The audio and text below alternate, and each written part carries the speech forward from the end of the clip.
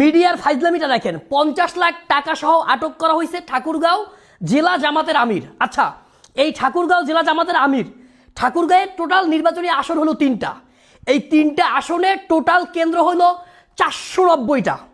জেলা জামাতের আমির যদি 40 লাখ বা 50 লাখ টাকা সহ আটক হয়, আচ্ছা এই 490টা কেন্দ্র যদি ধরি, তাহলে প্রতি কেন্দ্র অনুযায়ী এই 50 লাখ টাকাকে যদি আমরা ভাগ করি, এই 490টা আসনের মধ্যে কেন্দ্রের মধ্যে প্রতি আসন প্রতি তাকে খরচ দেওয়া হয়েছে বা তার কাছে পাওয়া গেছে সর্বোচ্চ যদি ধরি সর্বসাকুল্যে প্রতি আসন প্রতি 11,990 টাকা।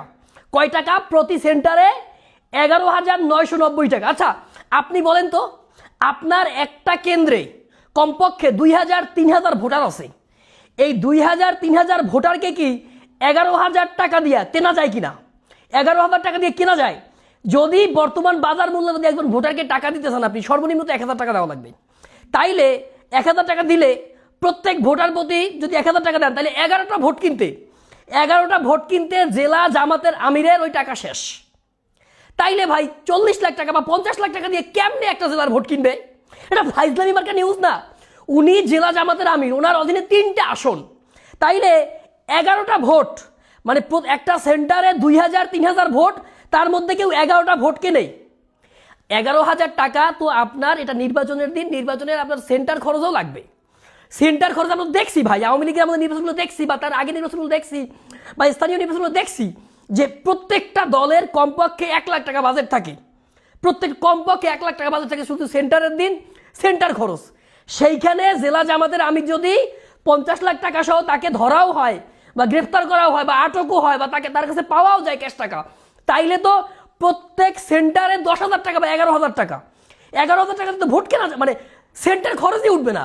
তো ফকিন্নি সংগঠন জামাত তো তাহলে গরিবের সংগঠন, এটা দিয়ে তো আপনার সেন্টারের খরচই উঠবে না, তাহলে ভোট কেনবে করতে? আর যদি ভোট কেনে তাহলে 11টা ভোট, একটা সেন্টারে ভোট হইল 3,000-4,000, আর আপনার ভোট কিনবে মাত্র 11টা। দিস ইজ কমপ্লিটলি রেডিকুলাস, এটা কমপ্লিটলি হাস্যকর এবং উদ্দেশ্য প্রণোদিতভাবে এই জেলা জামাতের আমিরের চরিত্রকে হনন করার জন্য একদল মিডিয়া রেডি ছিল এবং সমস্ত ইনফরমেশন দিয়ে তাকে উদ্দেশ্যকৃতভাবে হেনস্থা করার জন্য তাকে ধরা হয়েছে। এবং এই ভদ্রলোক একজন গার্মেন্টস ব্যবসায়ী বা একজন ব্যবসায়ী, তিনি তার কাছে টাকা থাকতেই পারে। 50 লাখ টাকা it's not huge amount of money. এটা যে কোনো মানুষের কাছে, যারা ব্যবসায়ী করে বা মোটামুটি একটা মধ্যবিত্ত, যে কোনো মানুষের কাছে থাকতে পারে। এটা কমপ্লিটলি রাজনৈতিকভাবে তার চরিত্র হনন করার জন্য, রাজনৈতিক উদ্দেশ্য চারিতার্থ করার জন্য তার সাথে এই নোংরামিটা করা হয়েছে। নিন্দা জানিয়ে রাখছি। আবারও বলছি যে একজন আমিরে জামাত জেলার, তার অধীনে 3টা আসন, যদি 490টা সেন্টার, 11,000 টাকা প্রত্যেক আসনে পায় না, এবং সেটা নিয়ে এমনভাবে নিউজ হইতে মনে হইতেছে তার কাছ থেকে 50 কোটি টাকা পাওয়া গেছে। 50 লাখ টাকা ভাই, 50 লাখ টাকা, এবং 490টা সেন্টার তার অধীনে, সেখান থেকে ওই টাকা দিয়ে ভোট কেনা যায় না। ভালো থাকবেন।